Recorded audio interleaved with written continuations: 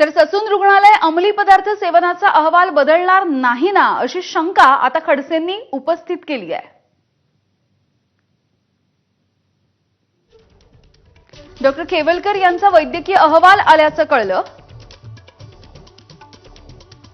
मद्यसेवनाच्या चाचणीचा अहवाल इतक्या तत्परतेने येतो, मग अंमली पदार्थांच्या चाचणीचा अहवाल यायला इतका वेळ का लागतोय, असा प्रश्न सुद्धा एकनाथ खडसेंनी विचारलाय. डॉक्टर खेवलकर यांच्या अंमली पदार्थांच्या सेवनाच्या चाचणीचा अहवाल बदलला तर जाणार नाही ना, अशी शंका उपस्थित होतीये, असंही एकनाथ खडसेंनी आपल्या एक्स पोस्टमध्ये लिहिलंय. तर दुसरीकडे डॉक्टर खेवलकर यांचा वैद्यकीय अहवाल माध्यमांना कसा काय दिला, असा सवाल रोहिणी खडसे यांनी विचारलाय.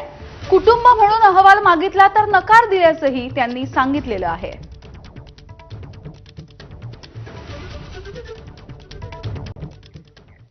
तर दरम्यान जो गुन्हा घडला त्याप्रमाणे तपास होणार असल्याचं मुख्यमंत्री देवेंद्र फडणवीस यांनी या सगळ्याच प्रकरणाविषयी स्पष्ट केलं आहे.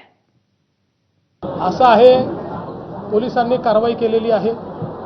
पोलिसांजवळ सगळे त्या ठिकाणचे जे काही पुरावे आहेत ते सापडलेले आहेत. सगळ्याचं व्हिडिओ शूटिंग झालेलं आहे. कोणाच्या नावाने ते जे काही अपार्टमेंट आहे ते बुक झालेलं आहे हे देखील आपल्याला रेकॉर्डवर त्या ठिकाणी सापडत आहे.